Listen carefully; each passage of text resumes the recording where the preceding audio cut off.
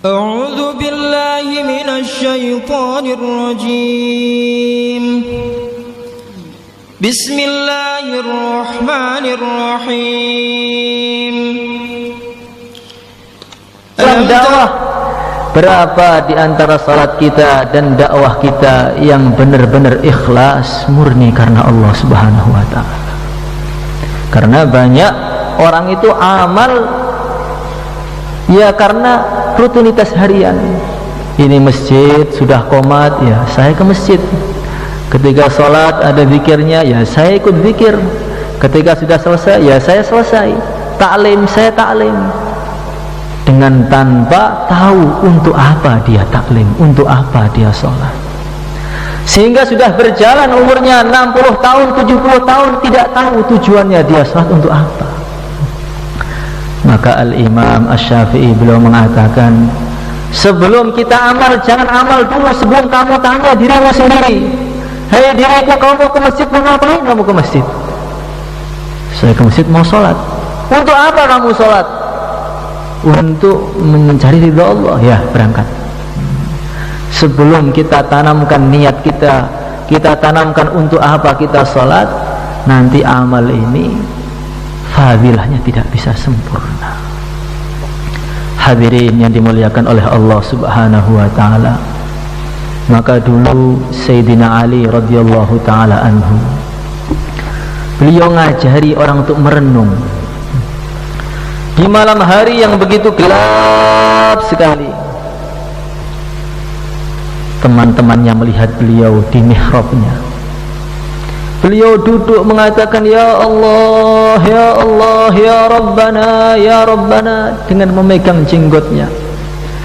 Saking sungguh-sungguhnya mengatakan, ya Allah, ya Allah, tubuhnya ini bergetar sampai seperti orang yang kena sengat kalajengking. Sungguh-sungguhnya dalam minta kepada Allah itu sampai tubuhnya seperti kesetrum. Kita sering mengatakan, saya sudah doa Pak, tapi belum dikabulkan oleh Allah. Doanya bagaimana caranya? Doa tambur setengah ngantuk, setengah tidur. Ya Allah minta makan, ya Allah minta ini. Ini kalau minta kepada manusia dia sudah kurang adab.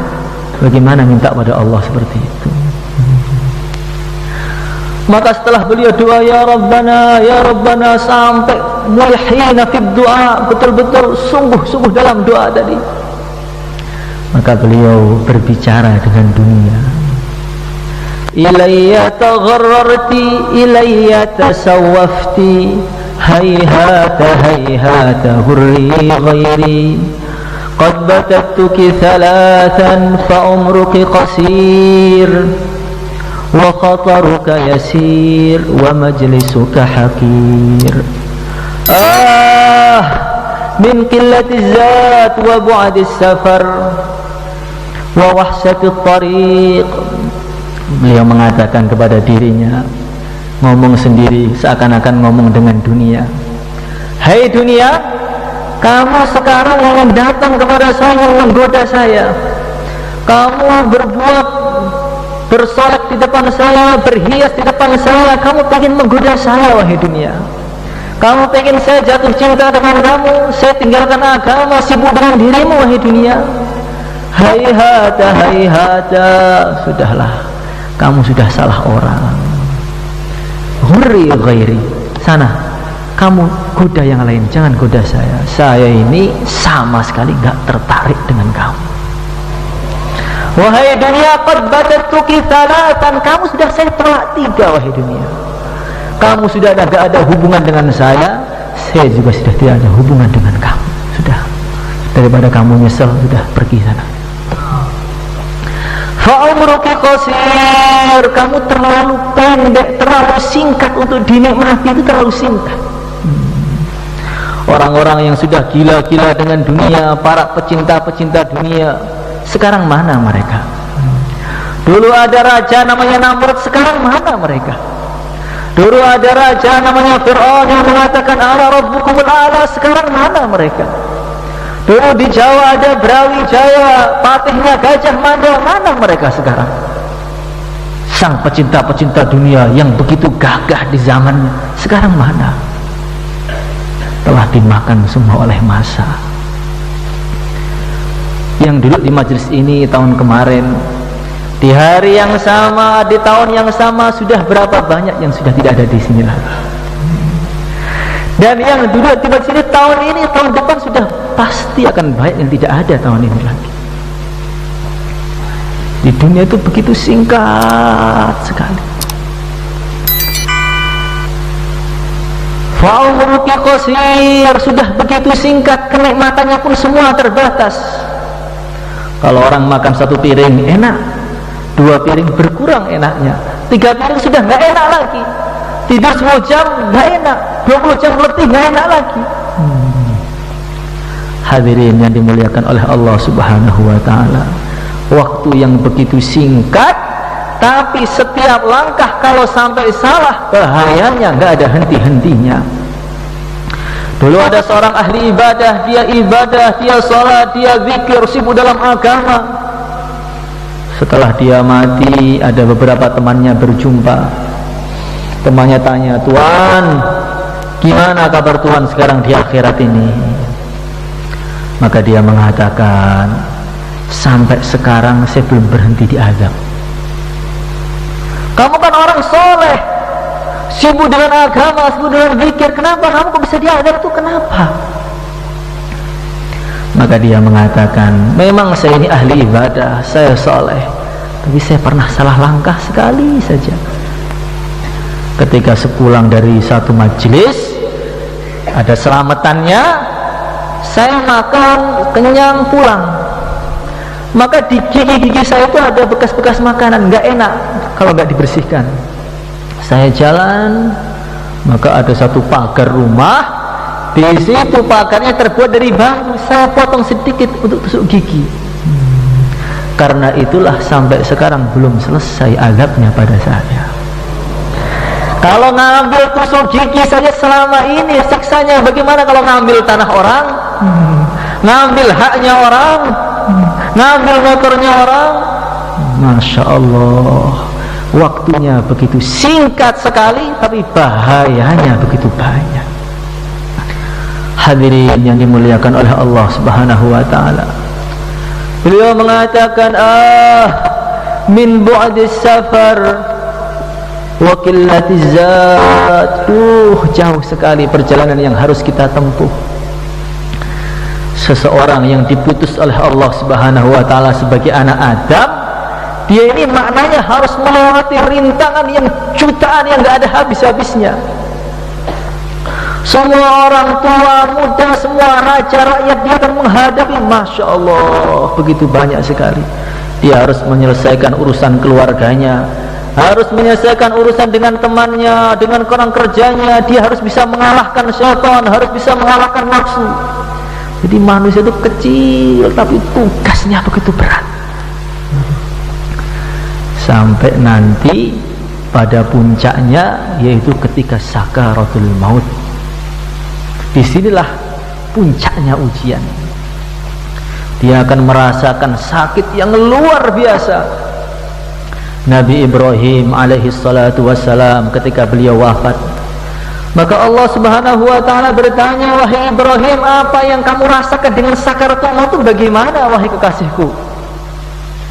Maka Nabi Ibrahim mengatakan, "Ya Allah, rasanya sakarat, rasanya dicabut nyawanya itu seperti besi dipanaskan sampai merah, kemudian ditempelkan dalam tubuh dalam keadaan basah."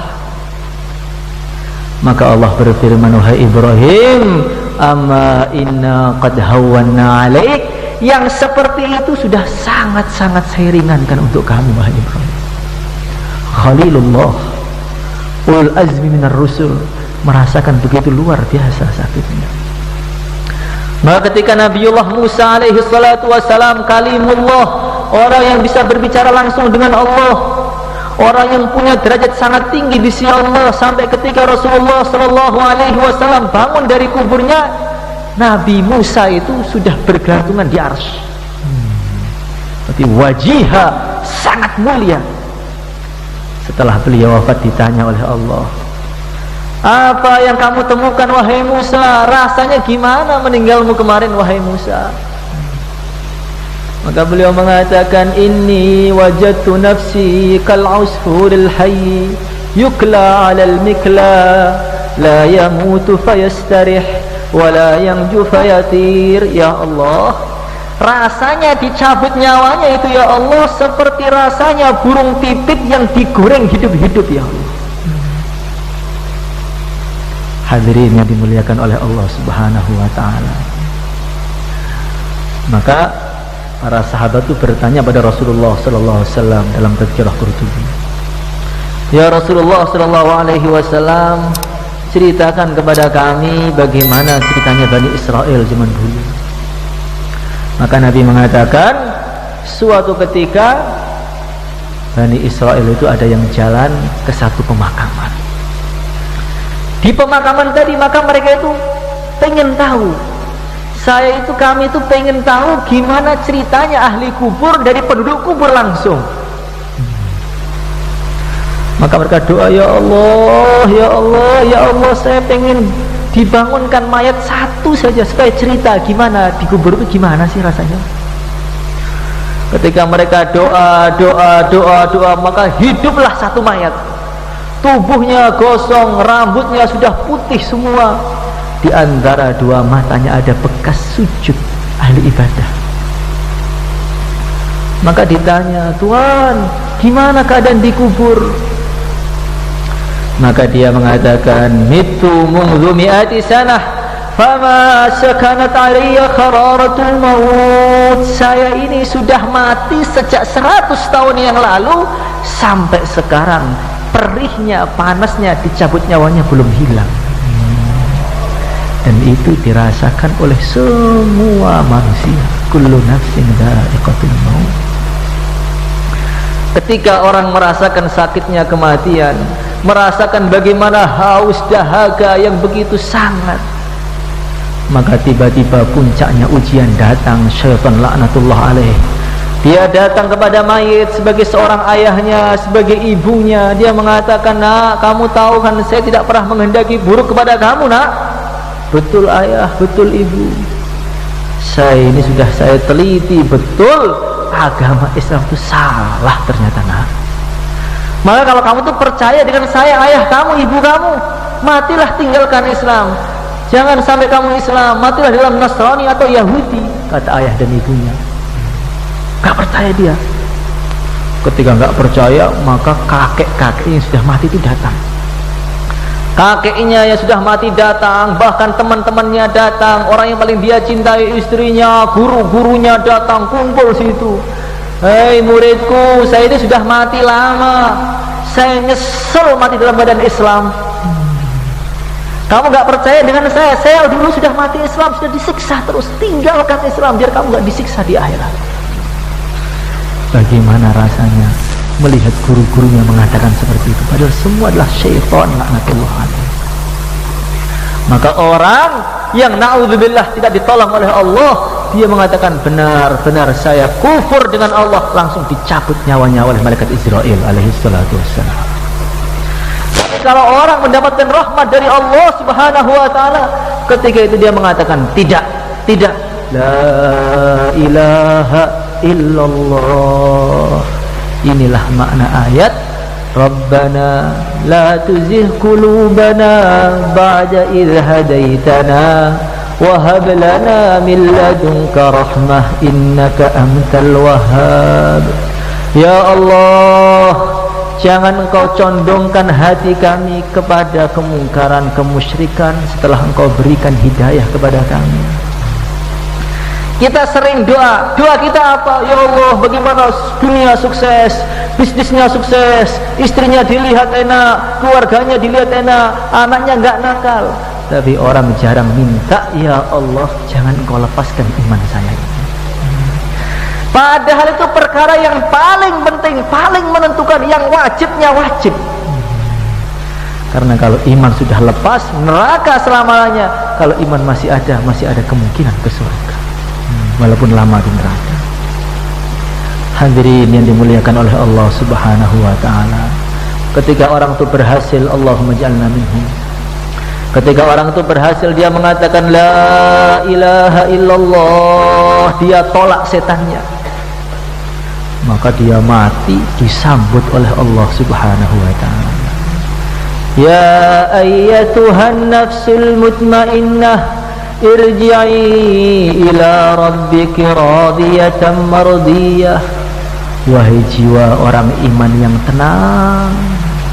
Jadi orang itu kalau imannya benar betul, hatinya itu tenang sekali. Kenapa hatinya tenang? Karena tujuan dia, pikiran dia, kenikmatan dia hanya hubungan dia dengan Allah Subhanahu wa taala. Maka dulu Sayyidina Ali radhiyallahu taala anhu setelah fajar itu merenung, dibolak-balikkan tangan. Beliau mengatakan sekarang orang-orang itu tidak sama dengan sahabat-sahabat yang dulu, yang awal-awal. Kanu yusbihuna sufran ghubran thutan baina a'yunihim ka'amthali rukabil mi'za. Beliau mengatakan sahabat-sahabat dulu itu kalau subuh wajahnya sudah kuning, pucat, saking semalaman gak sempat tidur, capek, letih, saking malam itu sibuk dengan amal. Thutan ghubran, rambutnya acak-acakan, sujud lagi, berdiri lagi, sujud lagi.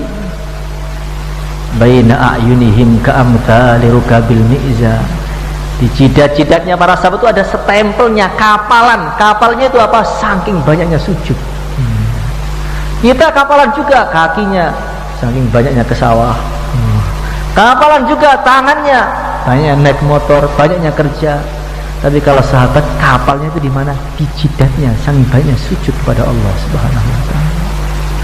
Semalaman yabituna lillahi sujada wa qiyama. Malam sujud lama, berdiri lama, sujud lama. Setelah subuh, kalau malam tahajud, subuhnya apa? Bangkong, balas dendam. Malamnya tahajud panjang, subuhnya tidur. Kalau sahabat tidak, fa idza asbahu madu kama yabitu syajar. Setelah subuh zikir, goyang-goyang, la ilaha illallah, la ilaha illallah, goyang-goyang seperti pohon yang kena angin. Zikir, goyang-goyang. Sekarang di mana-mana orang goyang banyak. Tapi bukan karena zikir, dengarkan musik dinikmati, enak, mau didengarkan musik. Kalau sahabat goyangnya saking nikmatnya hubungan mereka dengan Allah. Sudah merasakan seperti itu atau belum? Allah, Allah, Allah, nikmat. Di tengah-tengah goyang, fadat a'yunuhum, hamalat a'yunuhum hatta tabulla thiyabahum. Saking nikmatnya itu sampai nggak bisa bendung air matanya. Terus dibasahi sampai bajunya itu basah. Saking nikmatnya zikir kepada Allah Subhanahu wa taala. Maka Sayyidina Ali mengatakan, demi Allah, sekarang itu orang itu batu ghafilin. Kebanyakan orang malam hari itu lalai semua sekarang ini. Itu zaman Khulafaur Rasyidin. Jadi Ali mengatakan apa? Sekarang seakan-akan manusia itu malamnya pada lalai semua. Zaman itu. Bagaimana tahun 2020 ini? Bukan ghafilin, batu asin, memenuhi malam dengan maksiat. Kapan paling nikmat maksiat? Ketika malam hari. Malam hari yang seharusnya untuk hubungannya dengan Allah, sekarang malam hari untuk lalai, duduk-duduk di pinggir jalan, datang-datang ke angkringan, main game, main HP sampai azan subuh. Masya Allah. Bahkan banyak yang batu murtadin malam hari daripada melepaskan imannya. Na'udzubillahi min dzalik. Banyak orang yang subuh pucat, banyak. Itu bukan karena salat, pucat karena ngerumpi hibah bunjing temannya sampai subuh. Hadirin yang dimuliakan oleh Allah Subhanahu wa taala. Maka sahabat-sahabat itu nikmat hidupnya. Kenapa? Karena kenikmatan mereka itu adalah hubungan dengan Allah. Maka para ulama mengatakan, kalau orang itu belum merasakan nikmatnya ibadah, lezatnya ibadah, masih dalam kekhawatiran yang sangat. Kenapa? Karena perkara itu kalau nggak nikmat, suatu ketika pasti akan ditinggalkan. Kita makan nikmat, akhirnya nggak pernah ditinggalkan. Kalau ke markas nikmat apa enggak? Ya nggak terlalu nikmat. Maka kalau ada masalah ditinggalkan. Tahajud nikmat apa enggak? Belum nikmat. Sehingga kalau ada masalah ditinggalkan. Jadi kalau orang sudah merasakan nikmatnya salat, nikmatnya zikir, maka dia tidak akan pernah meninggalkannya selama-lamanya. Hadirin yang dimuliakan oleh Allah Subhanahu wa taala. Ya ayyatuhan nafsul mutmainnah, wahai jiwa yang tenang, irji'i ila rabbika radiyatan mardiyah, kembalilah kepada Tuhanmu dalam keadaan ridha dan diridhai. Kenapa umat Islam itu tenang? Kenapa? Karena mereka itu yakin semua gonjang-ganjingnya dunia, cacian yang datang, orang masalah, musibah yang datang, orang menghina dia, semua itu adalah yang gerakkan Allah. Maka dulu ada seorang raja, punya wazir, punya menteri. Menterinya itu imannya kuat. Setiap datang musibah, menteriku ini gimana ada musibah ini? Maka menteri mengatakan, Tuhan, itulah yang terbaik Tuhan. Ini gimana bisnis saya bangkrut? Tuhan, itu yang terbaik Tuhan. Kamu tuh gimana yang terbaik? Yang terbaik itu gimana? Yang bikin tuh Allah, dan Allah tuh ahkamul hakimin, yang paling bijaksana itu paling baik seperti itu. Maka raja itu berburu, tengah-tengah berburu jatuh dari kudanya, tangannya patah. Menteriku, tangan saya patah, gimana? Itu yang terbaik Tuhan. Nggak terima, raja ditempeleng menterinya. Orang sakit dibilang yang terbaik itu bagaimana kamu? Pergi. Diusir, rajanya pulang sendirian. Ketika pulang ditangkap oleh perampok. Dan perampok tadi penyembah berhala. Termasuk ritualnya, setiap tahun harus nyembelih orang. Maka ini raja, karena orangnya tampan, bersih, akan dijadikan sesajen untuk dewanya. Dimandikan, potong rambutnya, udah taruh depan dewa mau disembelih. Ketika mau disembelih, maka yang disembelih mengatakan, Amir saya, pimpinan, ada apa? Ini orangnya cacat, tangannya patah, nggak boleh untuk dewa patah itu nggak boleh. Lepaskan aja Tuhan, nggak berguna orang ini. Akhirnya nggak jadi dibunuh, terlepas dia pulang. Dia mengatakan, alhamdulillah, ternyata tangan saya patah itulah yang terbaik ternyata. Kenapa Pak? Bisnis saya macet terus, itu yang terbaik. Kalau mungkin kalau kaya nggak pernah ke masjid lagi nanti. Kenapa saya nggak pinter-pinter Pak? Itu yang terbaik mungkin. Kalau pinter nyalahkan kemana, ke orang-orang, salahkan semua. Kalau orang itu punya pemahaman, semua musibah-musibah yang datang itu adalah yang ngatur Allah, itu untuk meningkatkan derajat saya, dia tidak akan pernah sedih. Tuhan, ini teman kamu nyaci maki kamu, bikin masalah terus dia itu makhluk apa Tuhan? Makhluk itu yang gerakkan siapa? Allah. Berarti Allah gerakkan dia untuk menyakiti saya, karena hubungan saya salah dengan Allah Subhanahu wa ta'ala. Jadi nggak pernah marah seperti itu. Dicaci maki, yang caci maki bukan dia, yang gerakkan dia itu Allah. Allah pengen mencaci maki kamu supaya dosa-dosa kita digugurkan oleh Allah Subhanahu wa ta'ala. Bagaimana? Bisa dipraktekkan apa enggak? Nah, temannya yang kurang ajar, anggap dia itu boneka yang gerakkan Allah, akan benci. Ini yang gerakkan Allah. Saya pikir dulu salah saya apa ya? Makanya kalau ulama zaman dulu, kalau dia jalan kesandung kakinya, bukan nyalahkan batunya, bukan. Dia mengatakan, aduh, mulai pagi sampai sore saya salah apa? Kenapa Allah kirim batu untuk mengenai kaki saya? Pasti saya ada salahnya. Oh, tadi saya masuk jadi kaki kanan. Alhamdulillah. Jadi semua hukuman yang datang kepada kita ini adalah hukuman untuk meningkatkan derajat kita dan menghapus dosa-dosa kita. Jadi hari itu longgar. Jadi kalau kita ini memahami dialah yang menyakiti, hari dendam terus. Ini orangnya kurang ajar Pak, gak punya hati, gak punya akhlak. Masya Allah, berarti imannya masih kurang. Hadirin yang dimuliakan oleh Allah Subhanahu wa ta'ala, kalau orang itu iman dengan Allah dengan benar, ya ayyatuhan nafsul mutmainnah, hatinya akan tenang. Kenapa hatinya tenang? Karena dia punya pemahaman musibah-musibah yang datang kepada dia ini adalah musibah yang diberikan oleh kekasihnya. Burbul habib ka'akli zabib, pukulannya seorang kekasih itu lebih nikmat daripada mie ayam. Kalau cinta betul, kalau istri saya mukul kok masih sakit pak, itu cintanya kurang. Kalau cinta betul, dicaci itu nikmat, kurang, caci lagi. Suara kamu begitu nikmat saya dengarkan. Itu kalau seperti itu, kalau cinta betul.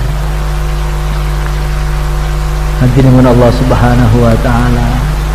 Maka ada orang-orang datang pada Syekh Sibli, Syekh, saya ini adalah orang-orang yang cinta dengan kamu, saya ini orang-orang yang selalu fatihah dengan kamu, jadikan saya murid Tuhan, siap saya bela kapan saja Tuhan. Maka Syekh Sibli mengatakan, enggak ngomong, ambil batu dilempar mukanya, dilempar mukanya, lempar badannya, kabur semua mereka. Maka beliau mengatakan, lau kuntum ahibbai lama farartum min balai. Kalau kamu betul-betul cinta dengan saya, kenapa kamu lari ketika saya uji? Kalau memang cinta itu diuji nggak lari, malah nikmat ujian itu. Wa man ahabba 'abdan haqqa mahabbatihi ahabba aidan ihtimala mihnatihi. Kalau orang itu cinta benar dengan seseorang, ujian-ujian, usaha untuk mendapatkan orang itu juga nikmat. Maka datang Qais kepada Laila, Laila, saya cinta dengan kamu Laila. Kalau cinta, minta darahmu. Langsung ambil pisau, disayat tangannya, sayat kakinya, sayat dadanya, sayat mukanya. Diambil satu ember, satu gelas lah, biar mati nanti. Bisa udah Laila, ini Laila, nih kamu ketika saya menyayat diri saya nggak sakit, tapi rasanya lebih nikmat daripada es teh. Kenapa? Karena sayatannya itu sayatan untuk orang yang dia cinta. Maka Laila mengatakan, hei Qais, saya kan cuma minta darahmu, kenapa kamu sayat tubuhmu semua? Qais mengatakan, Laila, karena saya nggak tahu kamu sukanya darah saya yang mana. Kalau cintanya makhluk dengan makhluk seperti ini, maka seharusnya cintanya makhluk dengan Tuhannya jauh-jauh lebih dari itu. Maka dapat musibah itu nikmat. Kenapa kamu senyum? Kan habis saja kena musibah. Ini musibah yang berikanlah orang zat yang sangat saya cinta. Makanya ya ayyatuhan nafsul mutmainnah, hidupnya itu tenang. Tapi kalau orang itu nggak iman dengan Allah, orang itu nggak iman dengan Rasulullah, nggak iman dengan takdir, wa man arada an dzikri fa inna lahu ma'isyatan dhanka. Orang itu kalau nggak iman dengan Allah, Allah jadikan hatinya itu sumpek terus, sempit sekali itu. Walaupun seakan-akan tinggalnya di hotel bintang 5, seakan-akan di kasur yang begitu empuk, senyum ke sana kemari, naik mobil Lamborghini yang paling mahal, istrinya banyak, selir-selirnya banyak, kayaknya nikmat, tapi enggak, sumpah terus hatinya. Sehingga bagaimana? Perlu hiburan, berlibur ke Amerika, berlibur ke Jepang, berlibur kemana-mana untuk menenangkan hati yang sedang bingung. Nggak cukup berlibur minum khamar biar lupa otaknya. Khamar nggak cukup pakai narkoba biar hilang bisa sekalian otaknya. Kenapa? Karena mereka nggak tenang. Wa man a'rada an dzikri fa inna lahu ma'isyatan dhanka. Allah masukkan dalam hati mereka itu sempit terus dunia itu. Makanya tidur nggak bisa tidur, harus pakai musik dulu. Kalau orang iman tenang, bayan pun bisa tidur. Nggak perlu ada musiknya, nggak perlu, sudah mulai taklim bismillahirrahmanirrahim langsung tidur nanti. Saking tenangnya, ya ayat Tuhan nafsul mutmainnah, betul. Makan pecel sama kopi sudah tenang. Masya Allah. Dan Allah masukkan dalam hatinya orang kafir itu nggak pernah puas. Baru beli motor sudah terpikir, motor saya kurang bagus tuh, lebih bagus tetangga saya harus beli itu, kerja sungguh-sungguh lagi. Beli mobil, nggak puas lagi, saya harus beli pesawat. Nggak puas pesawat, saya harus beli apa lagi ini? Tengah-tengah dia mengejar dunianya, nggak puas, nggak nikmat, kurang. Wajaat sakratul mauti bil haq, datang Israel cabut nyawa. Kalau orang itu nggak iman dengan Allah, dia itu akan merasakan dua kesakitan. Sakit yang pertama ketika dicabut nyawanya. Maka Nabi Ibrahim alaihissalatu wassalam, beliau berjumpa dengan malaikat Israel. Maka beliau mengatakan, "Hei Israel, tampakkan wajah kamu ketika kamu nyabut orang iman. Saya pengen lihat kayak apa sih wajah kamu ketika nyabut orang iman tuh kayak apa. Wajah kamu ketika nyabut karkun tuh gimana sih?" Tambahannya itu. Maka berubah wujud malaikat Israel itu, tampan, badannya begitu wangi. Lihat 1 menit kurang, pengen 1 jam kurang, pengen 2 jam kurang, pengen sehari nonton dan nikmat. Maka Nabi Ibrahim mengatakan, "Hei Israel, seumpama orang iman tidak ada nikmat kecuali hanya memandang wajahmu, itu sudah cukup kenikmatan bagi mereka." Maka Nabi Ibrahim mengatakan, "Hei Israel, sekarang saya ingin tahu gimana muka kamu ketika nyabut orang yang tidak iman." Maka Nabi Ibrahim mengatakan, "Tuhan, jangan Tuhan, gak akan kuat Tuhan. Saya ingin lihat kayak apa sih ketika kamu nyebut orang kafir itu kayak apa muka kamu, wahai Israel, saya pengen lihat." Tuhan, palingkan wajah Tuhan sebentar. Ketika Nabi Ibrahim balik, kaget, kepalanya mereka Israel itu di langit, kakinya di bumi. Rambutnya itu berapi semua, wajahnya begitu mengerikan, melihat 1 detik itu nggak kuat. Tersiksa melihat itu, lebih ngeri daripada seluruh yang ngeri. Jin kalah semuanya. Maka Ibrahim mengatakan, "Hei Israel, kalau muka kamu seperti ini, kalau seumpama orang yang tidak iman tidak ada adab, kecuali adab yang melihat kamu sudah cukup menyakitkan bagi mereka." Itu belum dicabut, baru melihat wajahnya saja itu. Dan malaikat Israel itu kalau nyabut orang yang tidak iman nggak ada kasih sayangnya, seperti nyabut hewan.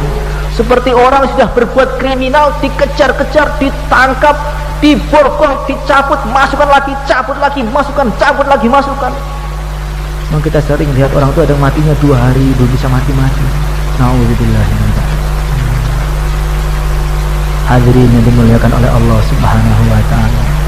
Dan yang kedua kalinya, orang kafir itu selain merasakan sakitnya kematian tadi, ngerinya melihat Israel, dia juga dihukum berpisah dengan dunia di saat sedang cinta-cintanya dengan dunia. Makanya mereka bingung, jawab, "Ya Allah, ini istri saya gimana, anak saya gimana, itu proyek saya belum selesai, ya keuntungannya ada berapa triliun belum sampai ke saya, itu gimana, ini itu." Nah, kalau orang iman kebalikannya, dia pisah dari dunia di saat sudah bosan dengan dunia. Maka para ulama mengatakan Allah itu akan masukkan rasa sumpek, rasa galau kepada orang iman setiap 40 hari minimal sekali. Supaya apa? Supaya orang iman itu gak betah di dunia. Gak betah di dunia ini.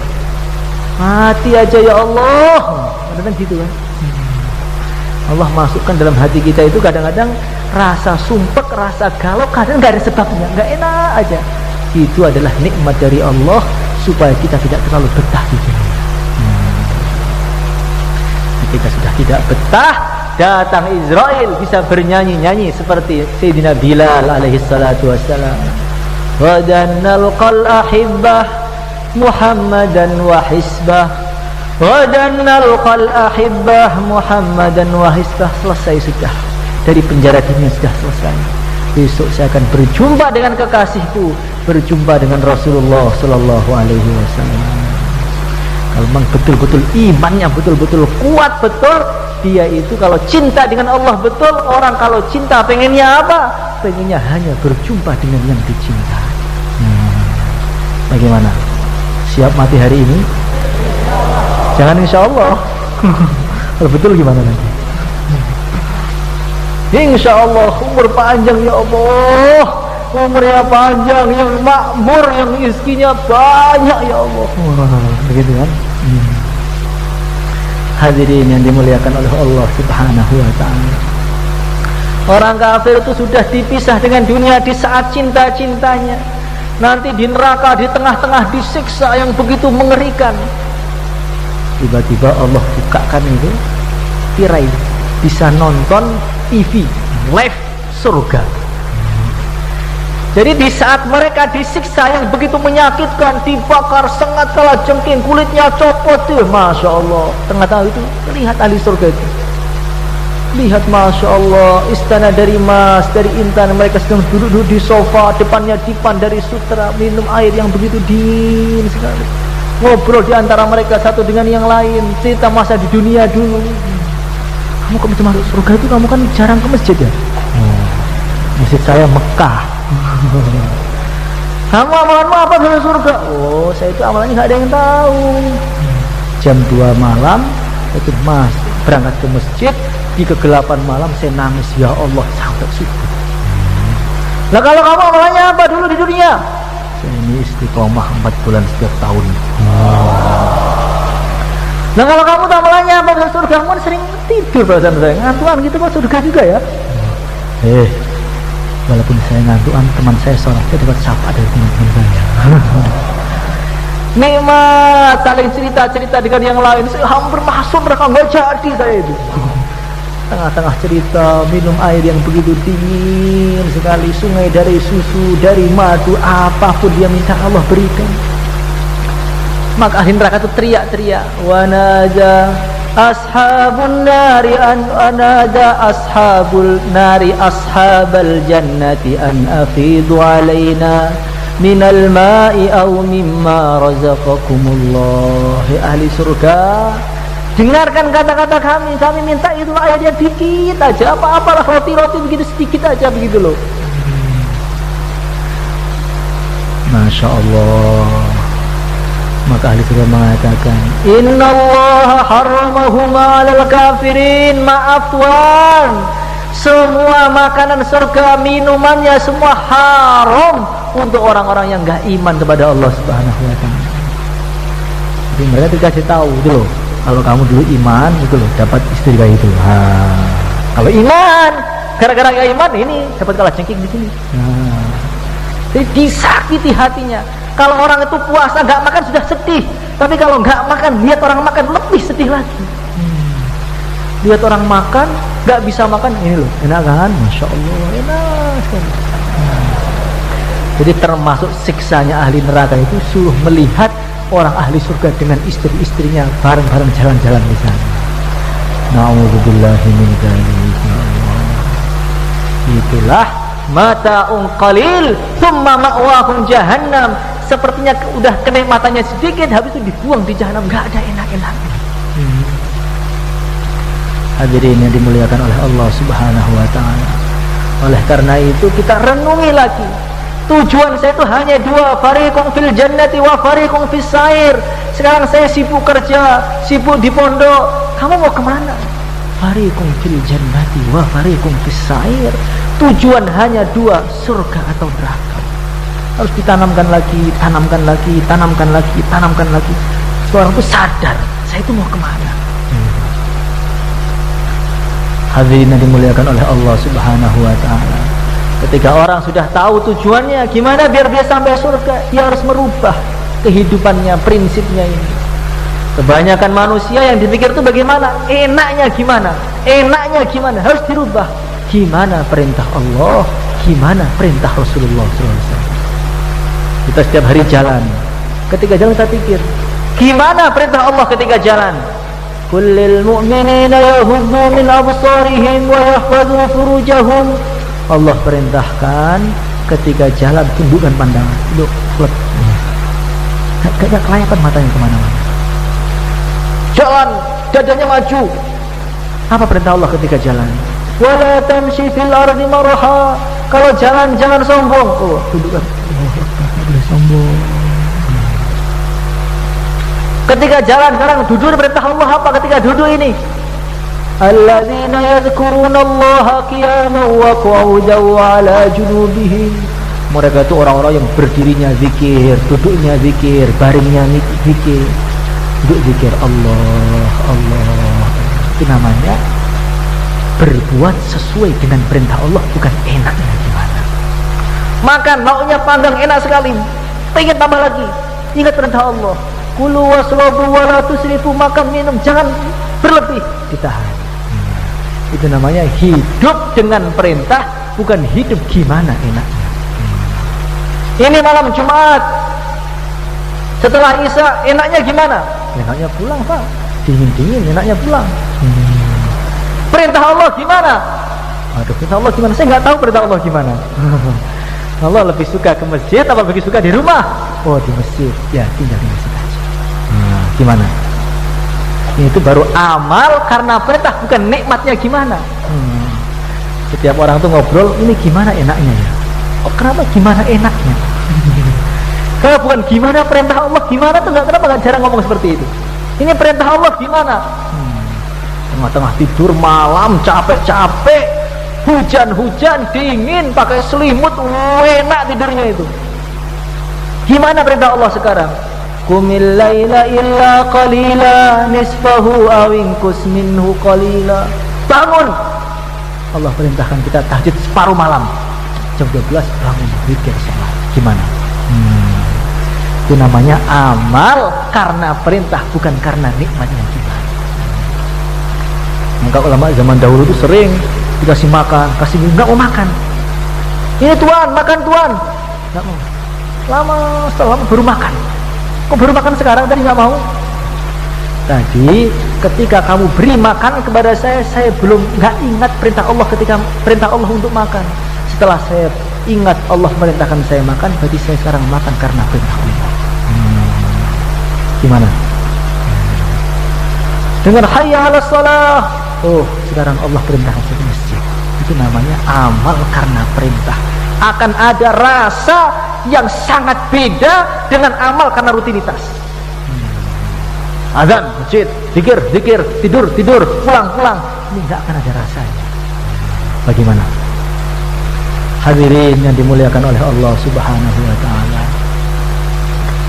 Dan bagaimana caranya kita biar bisa amal karena perintah itu bagaimana? Saya belum tahu perintahnya Allah itu apa saja, Pak.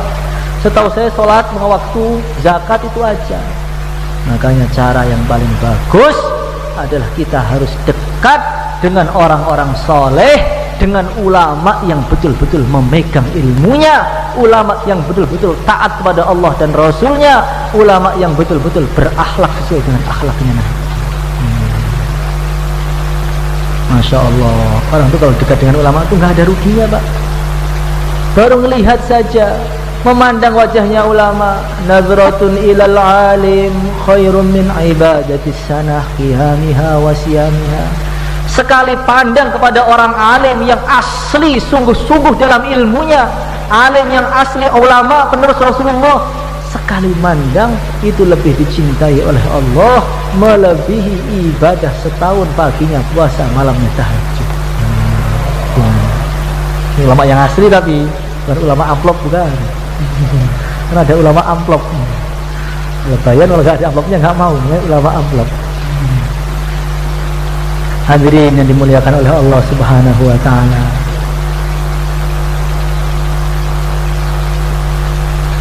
Orang itu kalau melihat ulama, di samping dapat pahala yang begitu banyak, dosanya pun berguguran, gratis. Kok bisa, Pak? Iya. Dalam satu hadis dikatakan, man nazara ila alimin fa fariha biha ja'alallahu min tilkan nazarah malakan yastaghfiru lahu ila yaumil qiyamah. Barang siapa yang memandang ulama dengan pandangan gembira, bukan benci. Kadang-kadang orang itu dengan gurunya kan sebel. Guru saya ngajarnya kasar sekali, nggak keluar, sudah keluar habis jamnya nggak keluar, gimana ini? Ini gimana, lama sekali taklimnya itu gimana ini? Dengan pandangan sebel, bukan dengan pandangan gembira. Fa farihatia, mandang tapi senang, masya Allah. Ini warasatul anbiya, penerusnya para nabi. Saya nggak bisa melihat Rasulullah, tapi saya bisa melihat penerus-penerus beliau. Maka Allah berfirman, maka Nabi bersabda, ja'alallahu min tilkan nadrah, maka Allah akan ciptakan dari setiap pandangan dia, diciptakan satu malaikat, yang malaikat tadi akan terus mintakan ampun untuk dia sampai kapan? Sampai hari kiamat. Jadi ngelihat gembira, tercipta satu malaikat. 1 tahun berapa ribu malaikat itu?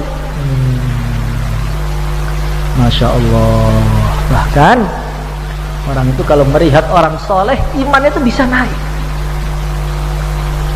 Maka dulu ada orang tuh nyurati Syekh Ahmad Al-Faruqi As-Sirhindi. Beliau mengatakan, Syekh, ini Syekh, saya melihat satu hadis Rasulullah SAW bersabda, seumpama kalian itu orang-orang setelah sahabat infak sebesar gunung Uhud berupa emas, tidak akan bisa menyamai pahalanya sahabat infak sebesar sepotong kurma, bahkan separuhnya. Ini kan gak adil. Kami infak gunung Uhud emas, pahalanya gak sama dengan sahabat sepotong kurma, kan gak adil namanya ini. Maka Syekh Ahmad Al-Faruqi beliau mengatakan, Kang, ini tidak bisa diceritakan dengan SMS, gak bisa, dengan WhatsApp gak bisa. Ini datang ke sini. Betul, sowan beliau. Ketika sowan salaman. Pas salaman dia mengatakan apa? Syekh, saya sudah paham, Syekh. Belum saya terangkan, sudah paham. Kan saya belum ngomong, iya paham langsung. Kenapa mengatakan paham? Ketika saya memandang wajah Tuhan, tiba-tiba iman saya naik 1000 kali itu. Maka saya nggak membayangkan bagaimana dulu sahabat memandang wajahnya Rasulullah Sallallahu Alaihi Wasallam. Tentu iman mereka tidak akan bisa dikejar oleh siapapun saja.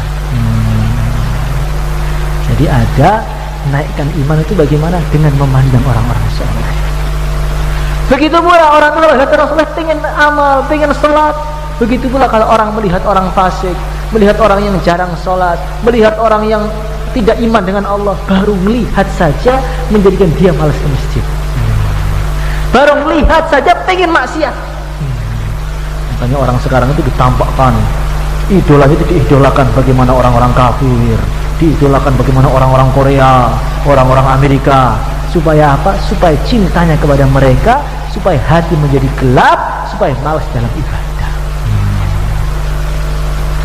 Makanya para ulama mengatakan, kalau kalian ingin mendapatkan nikmatnya ibadah, kalian jaga pandangan kalian kepada orang-orang fasik. Hadirin yang dimuliakan oleh Allah Subhanahu wa taala. Bahkan dalam Minhajul Muta'allim, Al-Imam Al-Ghazali beliau mengatakan, di akhirat nanti ada seorang itu ditimbang amalnya, ternyata buruknya lebih banyak daripada baiknya. Maka para malaikat mengatakan, "Sini, borgol, seret ke neraka." Maka Allah berfirman, "Adrik ibadi, wahai malaikatku, kamu susul dia. Tanyakan kepada dia, pernahkah dia dulu ketika di dunia duduk di majlis-majlisnya ulama, dalam satu rumah dengan mereka, dalam satu masjid dengan mereka? Coba tanyakan dengan dia, pernah enggak?" Tuhan, Allah bertanya kepada Tuhan, apakah kamu dulu di dunia pernah datang ke majlisnya ulama, duduk dengan ulama, pernah apa enggak? Dia merenung, enggak pernah. Saya itu paling anti datang majlis itu. Apalagi malam markas, Masya Allah, alergi saya. Baru depannya saya sudah gatal semua itu. Maka lapor lagi, ya Allah, ternyata nggak pernah dia, ya Allah. Tanyakan lagi pada dia, hal yuhibbu aliman, apakah dia dalam hatinya ada cinta dan ulama walaupun sebesar biji zarrah? Tanyakan. Tuhan, kamu dulu di dunia pernah nggak cinta dengan ulama walaupun sebesar biji zarrah? Yang merenung, nggak pernah itu. Gimana saya cinta ketemu aja nggak pernah? Orang tuh cinta tuh kalau ketemu cinta, kalau nggak ketemu gimana mau cinta? Maka malaikat mengatakan, ya Allah, masukkan ke neraka aja dia, ya Allah. Cinta nggak pernah, amal sudah jelek, cinta juga enggak, datang aja juga enggak, buang ke neraka aja dia, ya Allah. Maka Allah berfirman, tanyakan lagi, Allahu sadiqan yuhibbu aliman, apakah dia ini punya teman, punya kawan yang temannya tadi cinta dengan ulama? Ditanya, Tuhan, kalau kamu enggak cinta dengan ulama, kamu punya teman enggak yang teman kamu cinta dengan ulama? Renung lama sih renungnya itu, enggak tahu berapa jam. Ada satu yang suka hadir majelis itu. Maka Allah berfirman, ghafartu lahu lidzalik, saya ampuni semua dosanya karena dia punya teman yang temannya cinta dengan ulama. Gimana? Ada ruginya enggak? Ada ruginya. Dekat sudah beruntung, lihat saja beruntung, semua beruntung. Hadirin yang dimuliakan oleh Allah Subhanahu wa taala. Maka di zaman yang akhir ini, di zaman maksiat sudah merajalela, kita harus mencari teman-teman yang mengajak kita kepada agama, teman-teman yang mengajak kita kepada sholat, teman-teman yang mengingatkan kita kepada Allah Subhanahu wa taala. Dan yang terakhir, supaya kita selamat dan masuk surga, kita harus menyayangi umat Muhammad. Ar-Rahimuna yarhamuhumur Rahman, irhamu man fil ardi yarhamkum man fis sama. Allah itu cinta menyayangi orang yang sayang kepada umat ini. Maka sayangilah orang-orang yang di dunia, nanti penduduk langit akan sayang kepada kita. Sayang itu bagaimana, Pak? Sayang itu semalam suntuk doakan itu sayang.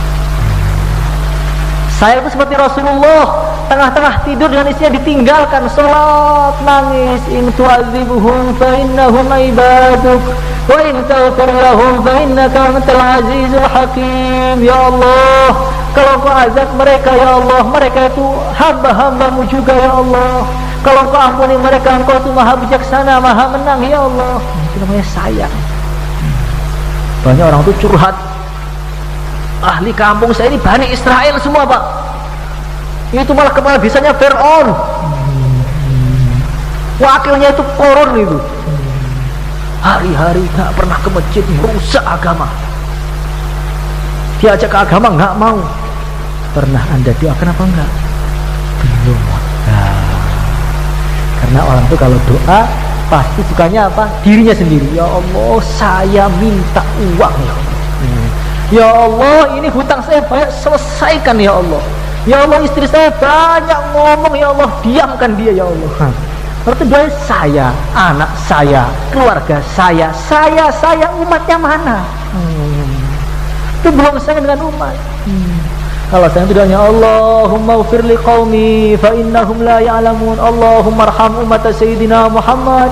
Allahumma ghfir umat Sayyidina Muhammad. Ya Allah, ampuni umat Muhammad. Ya Allah, sayangi mereka. Itu namanya sayang. Semalam suntuk nangis, itu namanya sayang. Masa sayang habis bilang sayang ditinggal tidur, itu sayang apa itu? Itu gombal namanya. Itu hanya gombal, bukan sayang, bukan cinta, bukan. Kalau orang cinta itu bagaimana? Mau berkorban itu cinta.